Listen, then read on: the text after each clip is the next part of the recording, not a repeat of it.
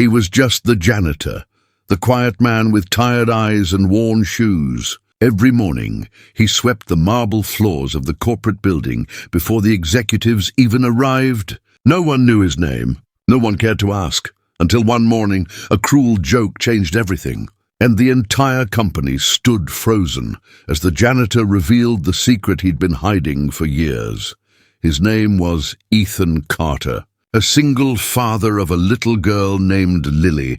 Every morning before dawn, he dropped Lily off at a small daycare on the corner of 5th Street. Her backpack was old, her shoes a bit too big, but she always smiled and said, "Daddy, today's gonna be a happy day." Ethan would smile back even when his heart was heavy. He worked 2 jobs, janitor at Glenwood Enterprises by day and dishwasher at a diner by night. Life had been hard since Lily's mother passed away 3 years ago. But Ethan had a promise to keep, to give his daughter a better life.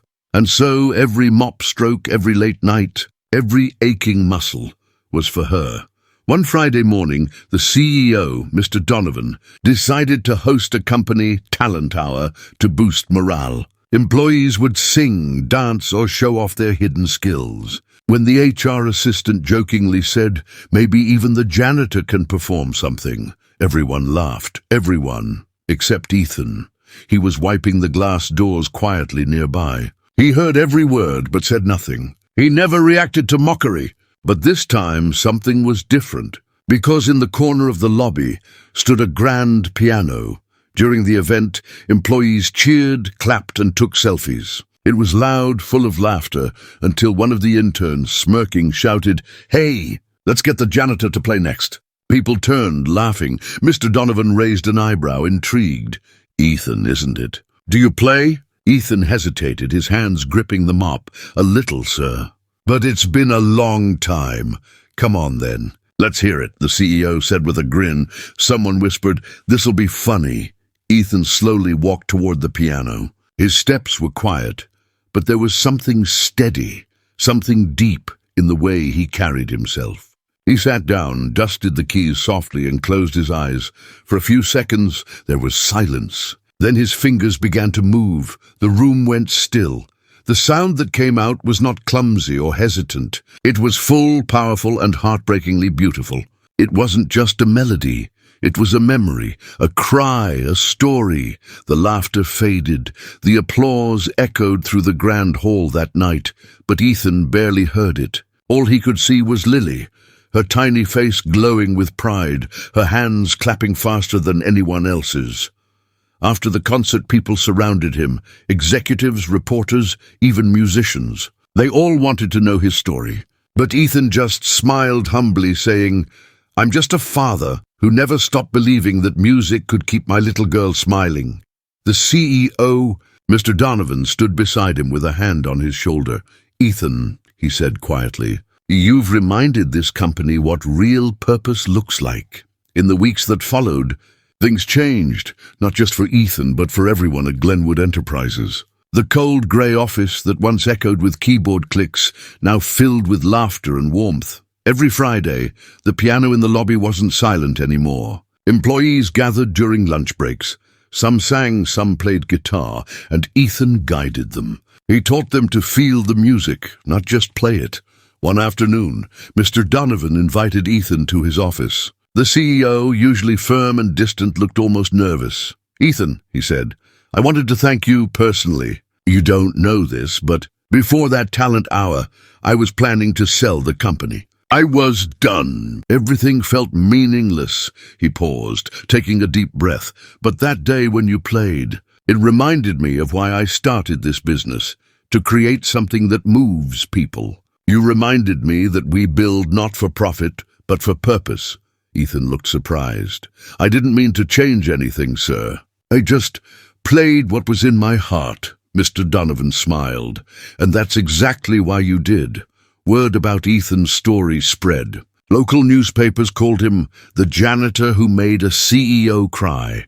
But Ethan didn't care for fame. He still took the early bus, still packed Lily's lunch, and still said the same words every morning. "Today's gonna be a happy day." One evening, after a long rehearsal for a charity event, Ethan sat at the piano alone. The hall was empty except for Lily, who was coloring near the stage. "Daddy," she asked softly, "do you miss Mommy when you play?" Ethan's fingers paused on the keys. He looked at his daughter. The same eyes, the same warmth her mother had every time, sweetheart. "But when I play, it feels like she's right here listening." Lily climbed up beside him on the piano bench. "Can you teach me?" Ethan smiled. "Always."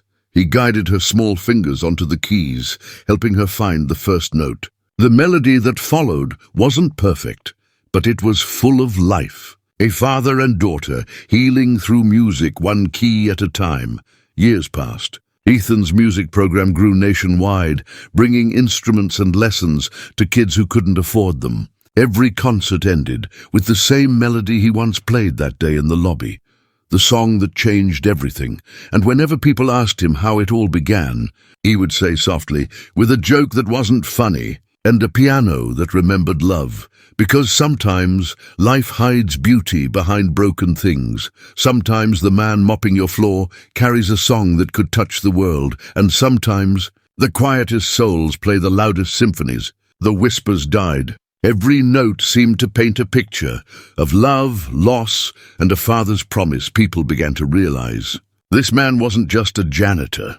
When Ethan finally lifted his hands from the keys, the room was silent. Then slowly applause erupted. Mr. Donovan stood up. There were tears in his eyes. "Where did you learn that?" he asked softly. Ethan looked down. "My wife was a pianist. I used to play for her every night, until she passed." The CEO swallowed hard, emotion catching his voice. "You have a gift, Ethan. Why didn't you ever say anything?" Ethan smiled faintly. "Because some things aren't meant to impress, sir. They're meant to heal." The room stayed silent until the first clap came, then another and another, until everyone was standing. From that day, Ethan wasn't just the janitor anymore. Mr. Donovan offered him a new position, Director of Music Wellness, leading corporate outreach to children's hospitals.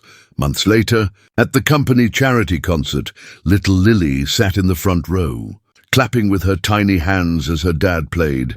And when the lights dimmed and the melody filled the hall, everyone knew some souls don't shine under spotlight. They shine when the world finally listens, because sometimes even a janitor carries a symphony inside. At times, years later, on a crisp winter morning, the city was buzzing with excitement. Posters lined the streets. Ethan Carter, the janitor who taught the world to feel. He had become something of a legend. His foundation had funded hundreds of community music halls, and thousands of children had learned to play because of him. But to Ethan, none of that mattered as much as the little girl who once said, "Today's gonna be a happy day." That little girl was now 17. Lily stood backstage in a flowing white dress, holding her violin nervously. It was the night of her first solo concert, a charity performance dedicated to children who had lost their parents. Ethan adjusted her bow tie gently, smiling. "You ready, sweetheart?" She nodded, tears in her eyes. "Only if you're out there listening, Daddy," he chuckled softly. "Always." When the curtains rose, the lights dimmed, and Lily stepped onto the stage, something magical happened. The same grand piano that once sat in the lobby of Glenwood Enterprises now stood in the center of the concert hall. It had been restored, polished, and donated by Mr. Donovan himself. Lily raised her violin, her eyes glistening. The audience waited in silence. Then she began to play the melody, the one her father played years ago, the song that had made the CEO cry, the employees cheer, and the world listen. But this time, it wasn't sadness or struggle that filled the air. It was peace. It was gratitude. As the notes danced through the hall, Ethan stood in the wings, tears tracing down his cheeks. He thought of his late wife, of every long night mopping floors, of every whispered prayer when he had nothing left but faith. He realized something. Music had never been his escape. It had been his bridge. A bridge between pain and healing, between yesterday and tomorrow. When Lily finished, the crowd rose to its feet. The applause thundered, echoing for minutes. But all she did was run into her father's arms backstage. "Did I do okay?" she asked, trembling. Ethan kissed her forehead.